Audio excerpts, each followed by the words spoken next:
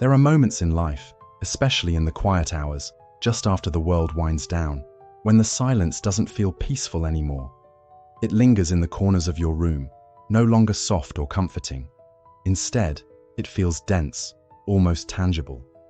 You sit in the same chair you've always trusted, perhaps under the same dim lamp, and notice that your mind refuses to rest. Thoughts trickle in without permission. Old memories, distant worries, questions about tomorrow, and before long, unease settles beside you like an old acquaintance who never really left. But here's something we rarely hear. This restlessness you feel, it isn't a flaw. It isn't a malfunction of the mind or a sign that something has gone terribly wrong. What if, instead, it's something sacred? A gentle nudge from within, pointing not to your weakness, but to your depth. In the teachings of the Buddha, suffering, including this kind of inner unease, is not a mistake to be erased. It is a signal, a path, even a teacher. Modern life conditions us to hide discomfort, to escape it, mute it, or bury it beneath distractions. But Buddhist wisdom invites us to do something much more radical. It tells us, lean in, listen closely. The discomfort may carry the very message we've been too busy or too afraid to hear. And in the later seasons of life, when the rush quiets down and we find ourselves alone more often, this message begins to echo louder. The noise of constant doing fades, and what remains is our presence, our thoughts, our breath, and our truth. This is where real inner work begins, not in the noise of achievement, but in the calm of reflection. So in today's journey, let's explore one transformative idea from the heart of Buddhist wisdom.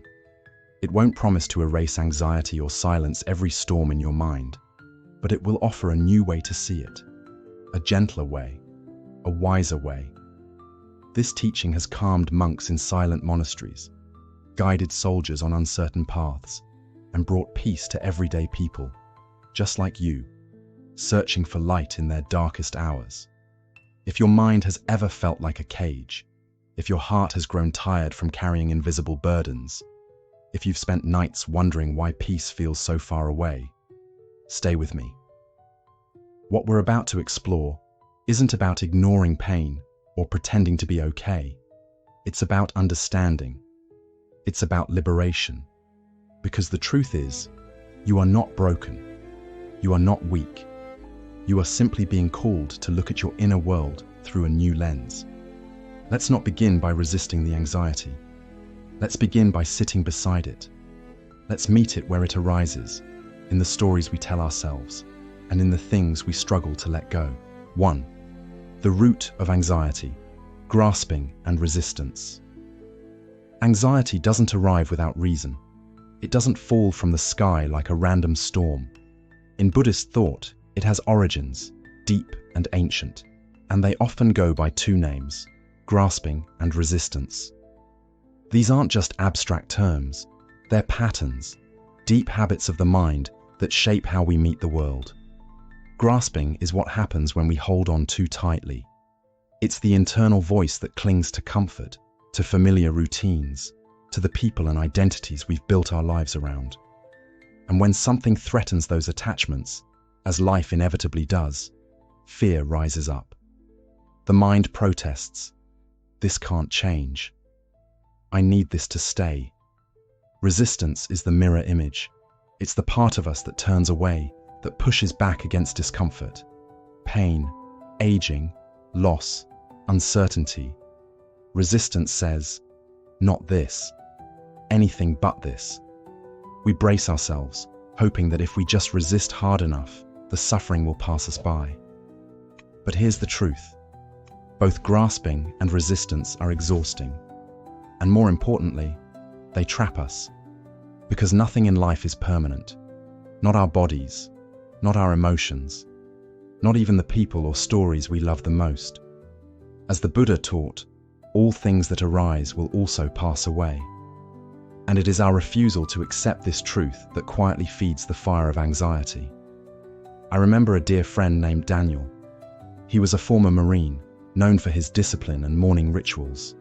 Every sunrise, without fail, he walked the park trail near his home. It gave him peace. But after a back injury, he could no longer continue. What troubled him wasn't just the physical pain, it was the loss of that familiar rhythm, that identity. "I feel lost," he told me once. Like the part of me that mattered most just disappeared. In that moment, I asked him gently, "What are you holding on to, Daniel?" He fell silent and finally said, "The me who still felt strong." This is the silent root of our anxiety. Not the changes themselves, but our refusal to let go of what once was. When we grip the past or resist the present, we leave no room for peace. And into that space, anxiety steps in and whispers, "You're losing control." But here's the liberating truth, straight from the heart of Buddhist wisdom. We never truly had control to begin with. Like the lotus that rises through muddy water to bloom in the sunlight, our peace doesn't come from perfection or control. It comes from surrender. It grows when we loosen our grip, when we stop trying to force life into shapes it no longer fits. You are not your morning routines. You are not your youth. You are not the image of who you used to be. And the more you begin to release those attachments, gently, bravely, the more you'll feel anxiety beginning to release its grip on you. As the Dhammapada reminds us, from attachment arises sorrow. From attachment arises fear. But one who is free from attachment knows neither sorrow nor fear. So ask yourself this: what might shift if you unclenched your inner hands today? What if peace doesn't live in the past, but right here, in your willingness to welcome this very moment, exactly as it is, the thought that sets you free? This too is only a thought. There comes a quiet moment in every life, perhaps in the stillness of early morning, or amidst the noise of an ordinary afternoon, when a thought suddenly appears, uninvited. It lands like a stone in the chest. It may whisper, "Something's wrong," or scream, "What if it never gets better?" And before we know it, we're no longer grounded in the present. We're caught inside the thought itself, spinning stories, anticipating disasters, feeling lost in a storm of what-ifs. But there's a simple teaching in Buddhism, gentle yet deeply powerful, that can cut through this fog. It says, "This too is only a thought." Let that settle for a moment. Because not every thought is true. Not every thought deserves your trust. Some are echoes from old fears. Some are habits, patterns the mind has been repeating for decades.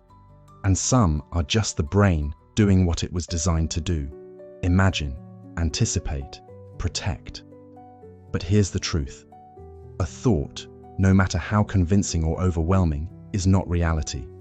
It's just a passing cloud across the vast sky of your awareness. There's an old saying from a wise monk: "Don't believe everything you think." Even the thoughts that seem urgent or dangerous are often just ripples on the surface of the mind. When we meditate or pause long enough to observe our inner world, we begin to see that anxiety, no matter how big it feels, often begins with a single, unnoticed thought. And that thought gains power, not because it's real, but because we believe it without question. Let me tell you about someone named Helen. She's 76, a widow, adjusting to the quiet stillness of a house once filled with laughter. Since her husband passed, Helen found herself struggling with small, persistent fears. What if I fall and no one hears me? What if I forget something important? What if I start slipping away? These weren't irrational fears. They were rooted in reality.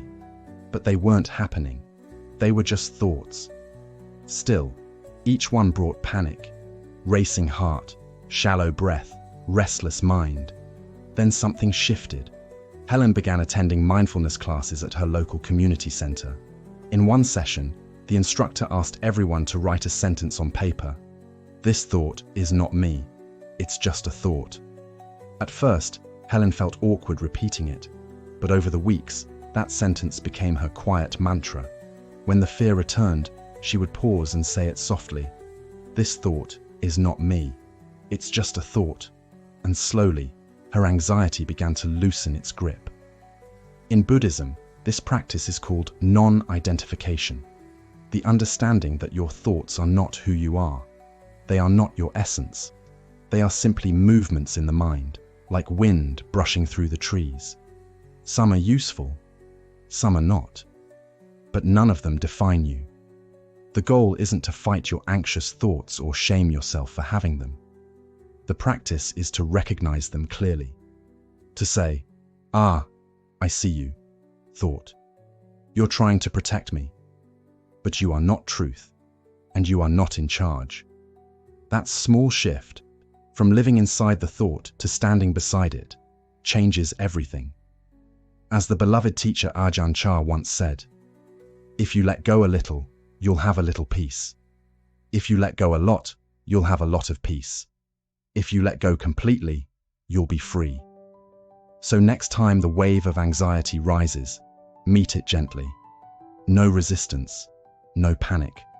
Just whisper to yourself, "This too is only a thought." And let that truth steady you, like a lighthouse in the storm. Third, mindfulness, returning home to the present. Sometimes it starts with something so small, just a flicker of unease while sipping tea, or a tight knot in the chest while folding laundry. Nothing dramatic, just a sense that something's off. For many elders, especially those navigating life alone or moving through quieter days, this soft hum of anxiety can slip in like a breeze through a crack in the window. It's not loud, but it lingers, and it quietly pulls the mind away, from now into a maze of what-ifs or into memories of what once was. But mindfulness, as taught in the heart of Buddhism, offers a gentle but profound way back. Back to ourselves, back to the breath, back to this very moment, the only place where peace has ever truly lived. Mindfulness isn't about silencing your thoughts. It isn't about clearing your mind or reaching for some perfect state of calm. It's about seeing clearly, feeling fully. It's about becoming present to what is, without needing it to be different. It's learning to feel your breath move, to notice how your body sits, to hear the birds outside or the hum of silence inside. It's the art of simply being where your feet are, instead of wandering through yesterday or trying to guess tomorrow. The Buddha once said, "Do not dwell in the past. Do not dream of the future. Concentrate the mind on the present moment." And that teaching speaks directly to anxiety, because anxiety always leans forward. It's a mind scrambling to prepare, to predict, to protect. But the present moment asks for nothing. It just invites you to arrive. Let me tell you about a man named George. He was once a carpenter, a quiet man with calloused hands and a tender heart. After his wife passed, the silence in the house grew heavy. It echoed through the halls. Small worries began to fill the space. What if I forget something important? What if I fall? What if I become a burden to my children? His doctor gently recommended a mindfulness group at the local center. George, not knowing what to expect, showed up with low expectations and a curious heart. That first day, the instructor asked the group to close their eyes and simply follow their breath, not to control it, but just to feel it. George later said, "At first, all I noticed was how loud my mind was. But then, I began to hear the birds outside. I felt the warmth in my hands, and for a moment, I wasn't worrying. I was just here." That moment changed something. 5 minutes a day, George began sitting in his garden, hands on his knees, eyes soft, breath steady. He didn't try to quiet his mind. He simply watched it, like leaves drifting in a stream. And over time, those leaves floated by with less weight.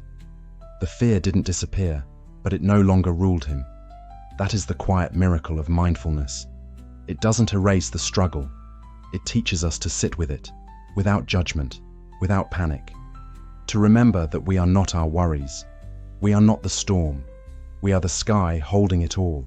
And mindfulness is merciful. Even when your mind wanders, as it always will, the moment you notice, you've already returned. That awareness is the practice. That return is the healing. So if anxiety visits you today, don't meet it with resistance. Offer it no war. Instead, offer your breath. Return to what you can touch, your feet against the floor, the breeze on your skin, the rise and fall of your breath. This isn't running away. This isn't denial. This is returning home. As Zen master Thich Nhat Hanh said so beautifully, feelings come and go like clouds in a windy sky. Conscious breathing is my anchor. So take a breath now. Feel it move gently through your nose. Feel your chest rise.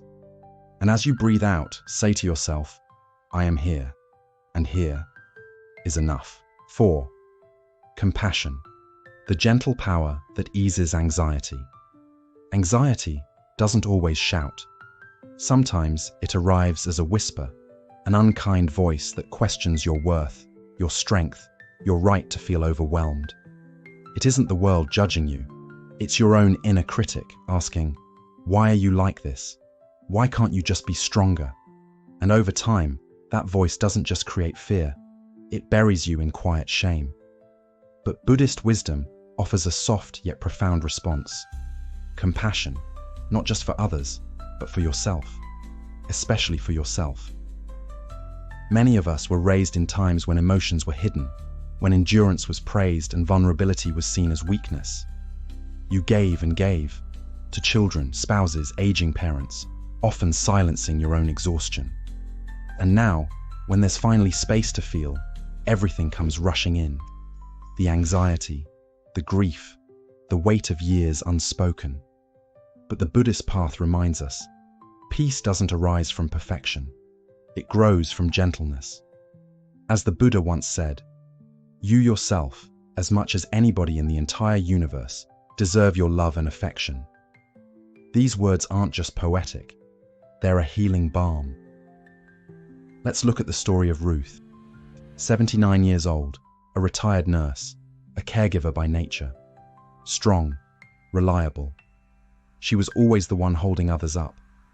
But after retirement, and especially after her sister passed away, Ruth found herself waking up with waves of anxiety. She didn't understand it. She felt ashamed. Why now? She asked. I've always been fine. At a local mindfulness retreat, a teacher asked the group to try a simple practice. Place a hand over your heart and repeat silently. May I be kind to myself in this moment. May I accept myself just as I am. Ruth couldn't do it at first. It felt strange, even selfish. Her chest tightened. Tears came. But the teacher gently reminded her, this isn't about ego. This is about turning toward your pain, not away from it. That was the turning point. Not because her anxiety vanished, but because she stopped feeling alone inside it. She began writing letters to herself, forgiving the weary parts of her soul, acknowledging the days she felt too broken to keep going. Slowly, something softened, and in that softening, healing began. In Buddhism, compassion is a sacred medicine, one meant not only for others, but for the self. And like any medicine, it must be used consistently, especially in moments of suffering. Here are a few ways to practice it daily. Speak to yourself as you would to a dear friend. Instead of asking, what's wrong with me? Say, this is hard, and I'm doing my best. Place your hand gently over your heart when fear arises. A physical reminder that you're still here, still worthy, still trying. Notice your survival. Celebrate it. You've walked through fire and kept walking. That matters.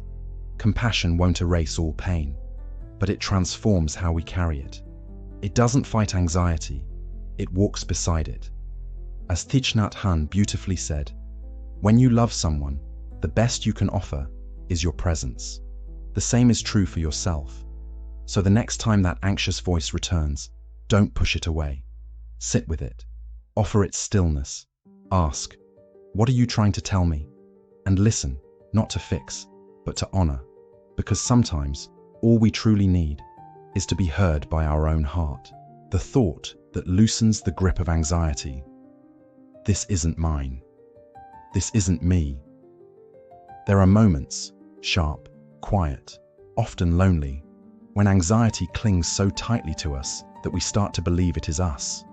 The racing pulse, the restless mind, the constant unease. It begins to feel personal, like part of our identity. We stop saying, "I feel anxious," and begin saying, "I am anxious." That shift in language is powerful and dangerous. But Buddhist wisdom offers a gentle reminder that can dissolve this illusion, like morning light melting mist. This is not mine. This is not me. This is not who I am. This isn't about rejecting your experience. It's about unbinding from it. It's not denial. It's clarity. You are not your suffering. Over 2 millennia ago, the Buddha introduced a powerful concept called anatta, or non-self. He taught that the thoughts, emotions, and sensations we experience are not who we are. They come and go like passing clouds, but we are the sky, vast, quiet, unshaken. When we cling to pain and call it me, we suffer more deeply. But when we observe it without attachment, we begin to remember our true, unchanging nature. Let's bring this to life with a story. Walter was 82, a widower learning to navigate life without his lifelong partner. Since her passing, he described a persistent tightness in his chest, a low, constant hum of dread. He couldn't name it at first, only that it was always there. "It's like I'm fading into the fear," he once said. During a weekly meditation class, the group was guided through a practice inspired by the Buddha's teaching on non-identification. With a hand over his heart and a quiet breath, Walter repeated the words, "This is not mine. This is not me. This is not who I am." And something shifted, not a miracle, not instant calm, but space, a little room to breathe. In the days that followed, Walter returned to that practice often. When anxiety surfaced, he didn't resist it. He acknowledged it. "Hello again, I see you," and gently reminded himself, "But you're not me." Over time, it stopped defining him. He stopped disappearing into it. He stayed present. This teaching isn't about erasing difficult emotions. It's about not drowning in them. The Buddha didn't promise freedom from fear, but he did show us how to move through fear without becoming fear itself. Let's break the mantra down. This is not mine. You don't have to carry this like a burden with your name on it. This emotion isn't your property. It's just visiting. Let it come. Let it go. This is not me. You are not the tension, not the storm. You are the awareness watching it all. You are the calm center behind the movement. This is not who I am. Anxiety may arrive, but it doesn't write your story. Your identity isn't shaped by fear or sadness. It's built on presence, on stillness, on love. Next time anxiety rises, try this. Pause. Breathe. Say the words silently. This is not mine. This is not me. This is not who I am. You might notice that the emotion is still there, but its grip loosens. Its identity dissolves. You're no longer lost in the storm. You've become the sky that calmly holds it. As Thich Nhat Hanh wisely said, "Feelings come and go like clouds in a windy sky. Conscious breathing is my anchor." This thought, this mantra, becomes your anchor. A guidepost when the path feels unclear. And the older we become, the more these teachings matter. Aging brings changes, goodbyes, and unexpected aches. But none of that defines who we are. Because who we are, beneath it all, is awareness itself. You are not your fear. You are the space in which it rises and falls. You are still here, still whole, still holding the sky within you. A gentle practice. Living the thought day by day. Hearing a powerful teaching can feel like fresh air after a long time indoors. It moves something inside you. It feels true. But real transformation doesn't happen just from hearing. It happens when you carry that truth into your everyday life. When the phone won't stop ringing. When the dishes keep piling up. When your joints ache and your heart quietly wonders, will it always feel this way? This is where the work begins, and where the deepest peace waits. The Buddha didn't share teachings just for monks on mountaintops. His wisdom was meant to be lived in kitchens, on city streets, in the stillness of everyday moments. So the phrase, "This is not mine, this is not me, this is not who I am," isn't just something to recall during meditation. It's something to bring with you into your mornings, your worries, your quiet nights. Let's try it now, together. Take a moment to pause. Sit or stand. However you are, let it be enough. No need to adjust or perform. Just notice your body. Now, inhale slowly and exhale with ease. Let your breath feel like a gentle presence, a hand resting lightly on your back. Bring to mind something that's been quietly troubling you. Maybe it's a small anxiety buzzing in the background, or maybe it's something heavier, a choice, a fear, a memory that lingers. No need to judge it. Just hold it like you'd hold a stone, steady, curious, with care. Now begin to say, silently or softly aloud, "This is not mine." Pause. Feel how the weight shifts slightly. "This is not me." Pause again. Notice the space growing between you and the emotion. "This is not who I am." Let that breath carry you. You're not pushing the feeling away. You're simply not clinging to it anymore. Now imagine your breath is fresh air moving through a house. It flows through the room of your worry, gently clearing it. No force, no rush. And the house, that's you, still here, still whole. The worry, just a visitor. It doesn't live here. It doesn't hold the key. And this practice, you can use it anywhere, not just on a cushion, not just in quiet rooms. You'll need it at 3 a.m. when your thoughts won't let you sleep.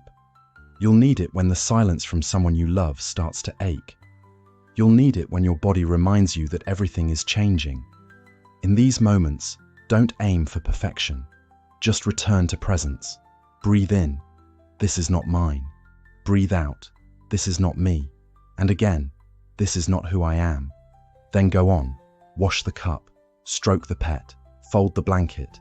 Listen to the wind rustling the trees. In this way, the teaching becomes part of how you move through life. And over time, your nervous system begins to understand.